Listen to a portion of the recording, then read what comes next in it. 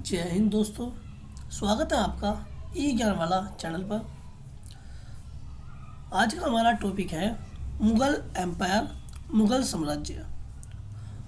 और इसमें हम दोस्तों मुग़ल साम्राज्य के पहले शासक बाबर के बारे में पढ़ेंगे और उससे रिलेटेड जो टॉप 50+ MCQ है उसकी प्रैक्टिस करेंगे, जो कि आपके हर परीक्षा में पूछे जाते हैं। दोस्तों ये वीडियो जो है आपके लिए बहुत ज़्यादा इम्पोर्टेंट है, क्योंकि एग्ज़ाम में जो है इस टॉपिक पर से एक क्वेश्चन तो फंसता ही है पूरे मुग़ल एम्पायर में। और दोस्तों हम जो है जो मुग़ल एम्पायर के शासक रह चुके हैं उनकी जो है सेपरेट अलग अलग वीडियो बनाएंगे, और फिर जो है इनकी सभी की जो है एक मैराथन देंगे आपको, ताकि आप जो है पूरी तरह से इन पर कंटेस्ट कर सके, कवर कर सके। तो सबसे पहले हम बात करते हैं दोस्तों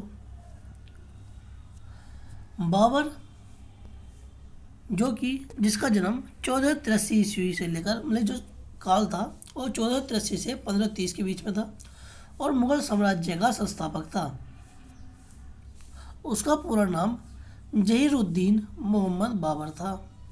बाबर का जन्म 14 फरवरी 1483 को 1483 को फरगना, जो कि वर्तमान में उज्बेकिस्तान में है, वहाँ हुआ था। जो बाबर है वह तैमूर वंश का सदस्य था, और उसकी माता जो है चंगेज खान की वंशज थी।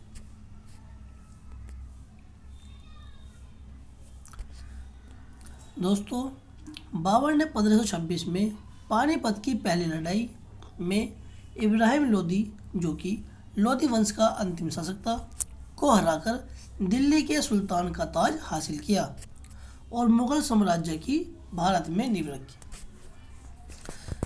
बाबर एक कुशल सैनिक, कूटनीतिज्ञ और साहित्यकार भी था। बाबर की आत्मकथा बाबर नामा, जो कि तुर्की भाषा में लिखी गई थी, जिसमें उसके जीवन और अभियानों का वर्णन है।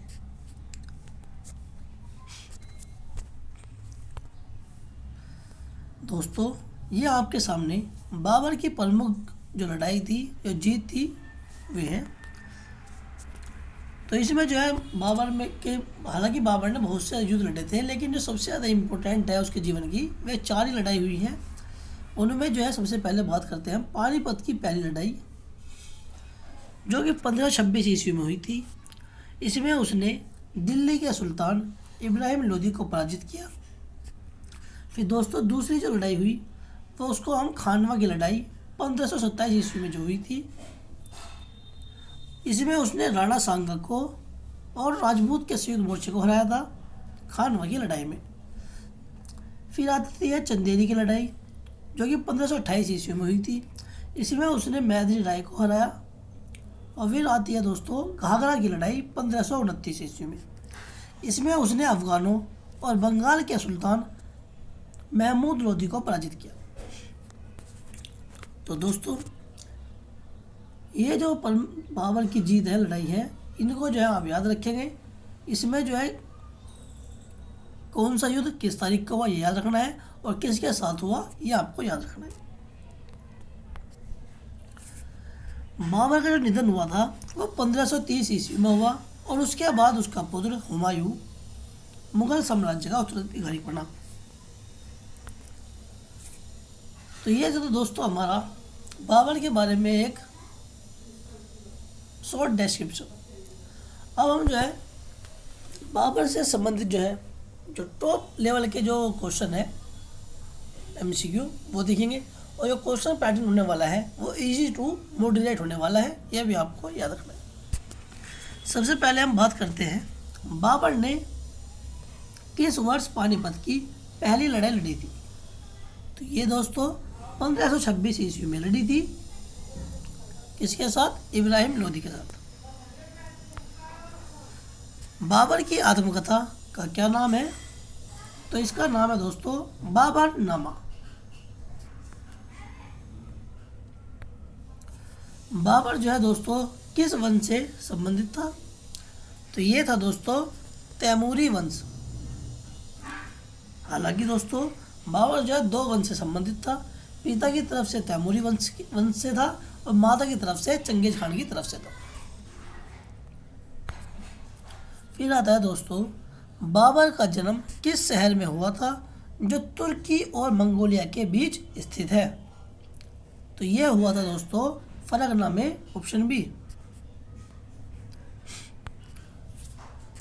बाबर ने भारत में किसकी नींव रखी? तो ये रखी थी दोस्तों ऑप्शन बी, मुगल साम्राज्य की। नेक्स्ट क्वेश्चन, खानवा की लड़ाई में बाबर ने किसे हराया था? तो खानवा की लड़ाई 1527 ईस्वी में हुई थी, यह आपको याद रखना है। और ऑप्शन बी, राणा सांगा के साथ हुई थी। फिर आता है दोस्तों, बाबर ने भारत में पहली बार किस हथियार का उपयोग किया? तो ये किया था ऑप्शन सी, तोप खाने का।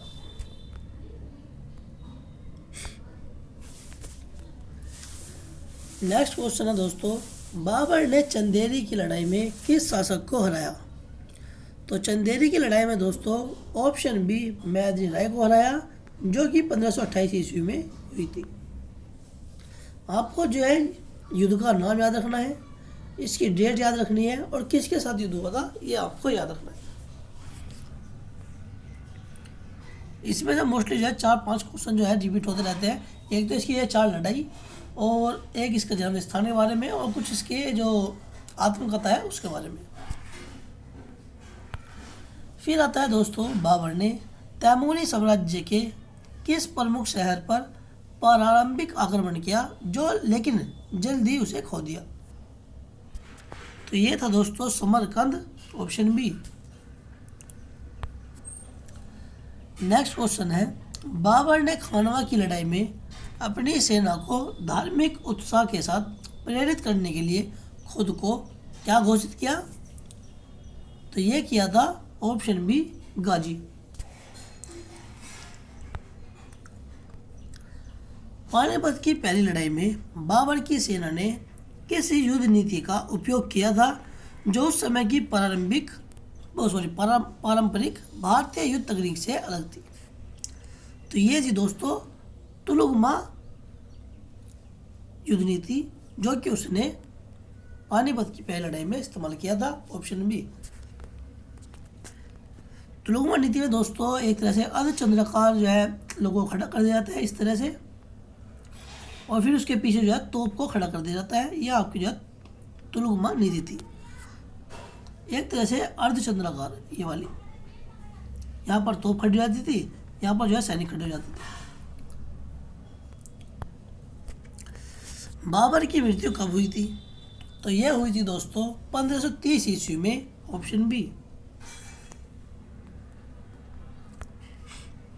बाबर की मृत्यु के बाद उसकी अंतिम इच्छा के अनुसार उसे कहाँ दफनाया गया था? तो यह दफनाया गया था दोस्तों ऑप्शन डी, काबुल में। बाबर के समय में उसने किस नदी के किनारे घाघरा की लड़ाई लड़ी थी? तो घाघरा की लड़ाई दोस्तों घाघरा नदी के किनारे, ऑप्शन सी में लड़ी थी, जो कि उसकी अंतिम बड़ी लड़ाई मानी जाती है, जो कि 1529 ईस्वी में हुई थी।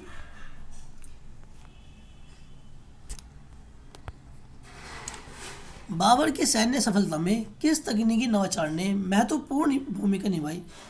तो ये निभाई थी ऑप्शन सी, घुड़सवार सेना की त्वरित गतिशीलता। जो बाबर की सेना थी ना, उसमें जो उसके घुड़सवार थे बहुत ज़्यादा फुर्तीले थे और बहुत ही ज़्यादा अच्छे लड़ाके थे। बाबर ने अपनी विजय के दौरान भारतीय भूगोल और जलवायु के बारे में क्या उल्लेख किया, जो उसके शासन के लिए एक चुनौती था? तो बाबर ने कहा था कि जो भारतीय जलवायु है वो अत्यधिक गर्म है और असहनीय है। जैसे कि आप जानते हैं कि जो बाबर था वो अफगानिस्तान का था, फरगना का, तो वहाँ पर जो है टेम्परेचर कम रहता है और भारत में जो है उनके मुकाबले टेम्परेचर ज़्यादा रहता है। तो इस वजह से जो है भारतीय जलवायु उसके लिए अत्यधिक गर्म थी और असहनीय थी। बाबर के किस प्रमुख प्रतिद्वंद्वी ने उसे समरकंद पर अपनी पकड़ खोने के लिए मजबूर किया था? तो ये किया था मोहम्मद शाह बानी खान ने, ऑप्शन ए। इसमें जो है आपको याद रखना है, इब्राहिम लोदी के साथ 1526 की लड़ाई पानीपत की प्रथम, राणा सांगे के साथ खानवा की लड़ाई, महमूद लोदी के साथ ये हुई थी आपकी घाघरा की लड़ाई। फिर आता है दोस्तों, बाबर की सेना में किस प्रकार के सैनिकों का बड़ा योगदान था जिसने उसे भारतीय सेना की तुलना में अधिक गतिशीलता और युद्ध कौशल प्रदान किया? तो इसका ठीक आंसर है ऑप्शन सी, घुड़सवार तुर्की सैनिक।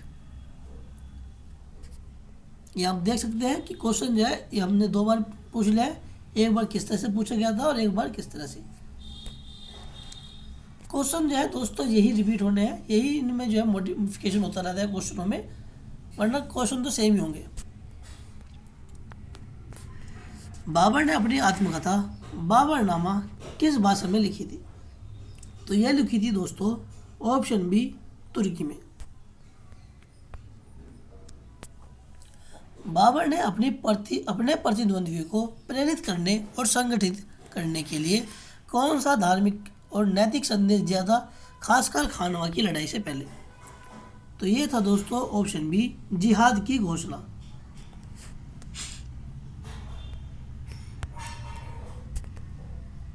बाबर के कौन से पूर्वज ने एशिया में एक बड़े साम्राज्य का निर्माण किया था जिससे बाबर की विजय और सामरिक नीति प्रभावित हुई थी?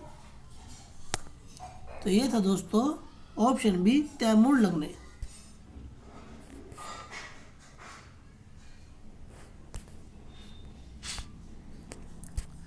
बाबर ने भारत में अपने राजनीतिक विरोधियों के खिलाफ कौन से राजनीतिक गठबंधन बनाए थे? तो इसका बिल्कुल ठीक आंसर है ऑप्शन सी, राजपूतों और पूर्व अफगान शासकों से समर्थन प्राप्त किया था।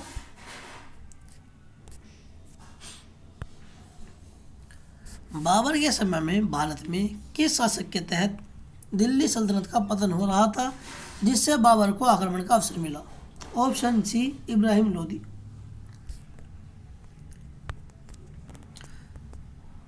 बाबर ने पानीपत की पहली लड़ाई 1526 में किस कूटनीतिक गठबंधन का लाभ उठाया था? तो इसका बिल्कुल ठीक आंसर है दोस्तों, लोधी वंश के विद्रोही सरदारों का समर्थन के द्वारा। क्योंकि लोधी वंश के विद्रोही समर्थक जो थे, सरदार थे, उन्होंने ही जो है बाबर को इब्राहिम लोधी पर आक्रमण करने के लिए प्रेरित किया था, बुलावा भेजा था।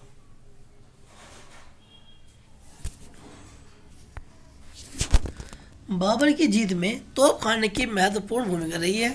बाबर के पास किस विदेशी आर्टिलरी विशेषज्ञ की मदद थी जिसने तोपों का उपयोग कुशलतापूर्वक किया?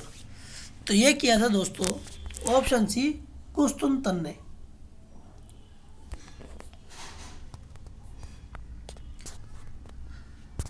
बाबर की आत्मकथा बाबरनामा किस शैली में लिखी गई है और इसके साहित्यिक महत्व को क्यों पहचाना जाता है? तो इसका बिल्कुल ठीक आंसर है दोस्तों ऑप्शन ए, यह ऐतिहासिक घटनाओं का वर्णन करती है और तुर्की भाषा में लिखी गई है। ऐतिहासिक घटनाओं का मतलब दोस्तों, बाबर ने जीवन में जितनी भी लड़ाई लड़ी है या फिर जितने भी उसने काम किया है उसका जो भी वर्णन है और उसने अपनी आत्मकथा बाबरनामा में किया है, जो कि तुर्की भाषा में लिखी गई है। इम्पोर्टेंट है ये भी, इसको हम याद रखना है, तुर्की भाषा। फिर आता है दोस्तों, बाबर के शासन में किस युद्ध के बाद उसने अपने सैनिकों से कसम खाना छोड़ने का निर्णय लिया था जिससे उनका आत्मविश्वास बढ़ा? तो इसका बिल्कुल ठीक आंसर है खानवा की लड़ाई, जो कि राणा सांगा के साथ हुई थी, उसमें इन्होंने कसम खाना छोड़ने का निर्णय लिया था। बाबर ने किस महत्वपूर्ण किले को जीतकर चंदेरी की लड़ाई में अपने सैन्य शक्ति को प्रदर्शित किया था जो राजपूतों के प्रतिरोधक केंद्र था? तो ये था दोस्तों ऑप्शन बी, चंदेरी का किला। बाबर ने खानवा की लड़ाई 1527 के बाद किस राजनीतिक विरोधी का प्रभावी रूप से अंत कर दिया जिससे भारत में उसकी स्थिति और मजबूत हो गई? तो इसका बिल्कुल ठीक आंसर है ऑप्शन ए, राणा सांगा।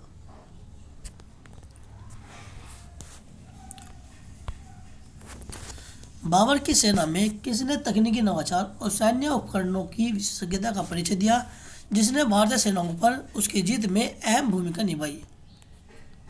तो इसका बिल्कुल ठीक आंसर है उस्ताद अली और मुस्तफ़ा। उस्ताद अली और मुस्तफ़ा जो है दोस्तों बाबर की सेना में बहुत ही प्रमुख तोपची थे, ये भी आपको याद रखना है।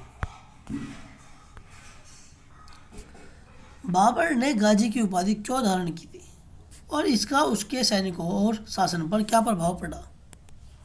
तो इसका बिल्कुल ठीक आंसर है ऑप्शन बी, बाबर ने अपने सैनिकों को धार्मिक उत्साह और एकता प्रदान करने के लिए यह उपाधि धारण की।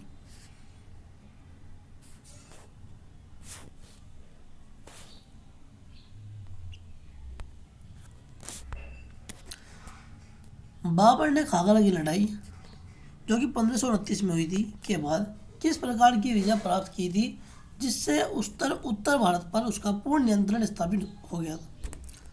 तो ये था दोस्तों ऑप्शन ए, बंगाल और बिहार के अफगानों पर जीत।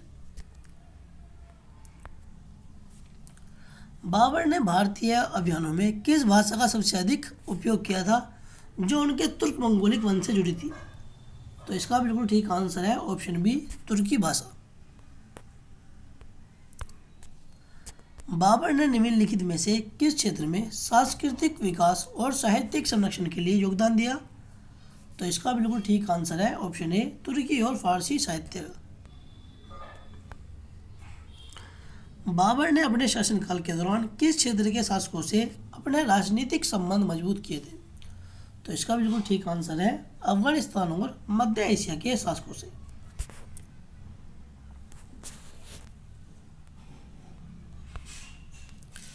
बाबर के किस पुत्र ने उनके उत्तराधिकारी के रूप में भारत में मुगल साम्राज्य का नेतृत्व किया?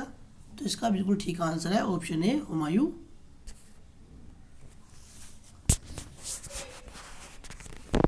हालांकि जो है दोस्तों बाबर के और भी पुत्र थे जिनमें अस्करी मिर्जा, कामरान मिर्जा, हिंदाल, बाबर मिर्जा जो है उनके नाम थे।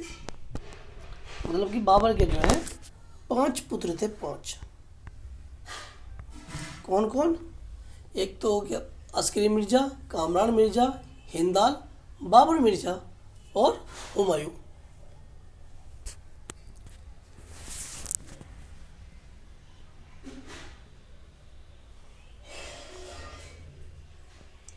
बाबर की वास्तुकला में किस प्रकार के बागों का प्रमुख स्थान था? तो इसका बिल्कुल ठीक आंसर है ऑप्शन सी, मुगल बाग का। बाबर ने अपने शासनकाल में किस प्रमुख किले का निर्माण कराया जो सामरिक दृष्टि से महत्वपूर्ण था? यह करवाया था दोस्तों ऑप्शन सी, काबुल किले का निर्माण।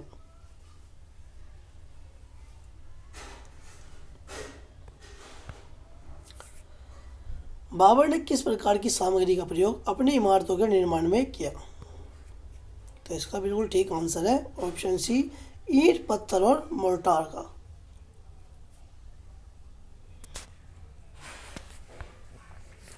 बाबर की वास्तुकला में किस तत्व का विशेष रूप से समावेश होता था? तो यह होता था तुर्क मंगोलिक तत्व का, ऑप्शन सी।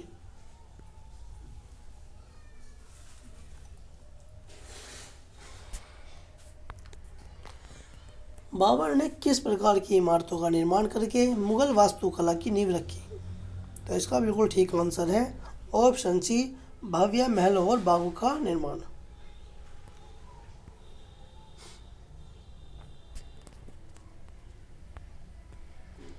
बाबर के बागों में मुख्यतः किस प्रकार की संरचनाएं होती थी? तो ये होती दोस्तों ऑप्शन बी, तालाब, फव्वारे और सजावटी एलिमेंट्स का। बाबर के बागों में किस प्रकार प्रमुख वास्तु तत्व का उपयोग किया गया जो मुगल वास्तुकला में आमतौर पर देखा जाता था? तो ये होता था दोस्तों मेहराब। मेहराब यानी एक तरह गुंबद, गोलाकार गुंबद। फिर आता है दोस्तों बाबर की वास्तुकला में जिन बागों का निर्माण किया गया उनमें से किस बाग को मुगल गार्डन के नाम से जाना जाता है? तो इसका बिल्कुल ठीक आंसर दोस्तों चश्मा शाही बाग, जिसको मुगल गार्डन के नाम से जाना जाता है।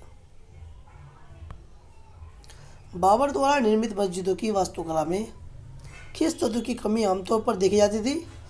तो ये देखी जाती थी भित्ति चित्र ऑप्शन सी, यानी दीवारों पर चित्र का जो है अभाव था मस्जिदों की वास्तुकला में। तो ये दोस्तों नेक्स्ट क्वेश्चन है, द मुगल एम्पायर नामक पुस्तक के लेखक कौन है? तो ये हैं दोस्तों जॉन एफ रिचर्ड्स। यहाँ पर जो है मैं इन नाम को इंग्लिश में इसलिए लाया हूँ क्योंकि नाम तो जो है अगर इंग्लिश में ही सही से पढ़े तो ही सही है, क्योंकि अगर हिंदी में जो है नाम थोड़ा स्पेलिंग में ऊपर नीचे होता रहता है वर्तनी में। तो द मुगल एम्पायर पुस्तक के लेखक कौन है? John F Richards. नेक्स्ट है Mughal architecture and outline of its history, किसने लिखी है? ये लिखी है दोस्तों ऑप्शन ए कैथरीन एशर ने, ऑप्शन ए।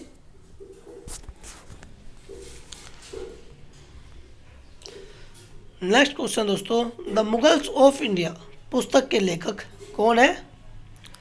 तो ये है दोस्तों ऑप्शन ए फ्रांसिस्का ओर्सिनी, जो कि द मुगल्स ऑफ इंडिया के लेखक हैं। नेक्स्ट क्वेश्चन है दोस्तों, the Mughal empire a very short introduction किस विषय पर केंद्रित है? तो ये दोस्तों बाबर से लेकर औरंगजेब तक के मुगल शासकों का इतिहास से संबंधित है, ऑप्शन सी।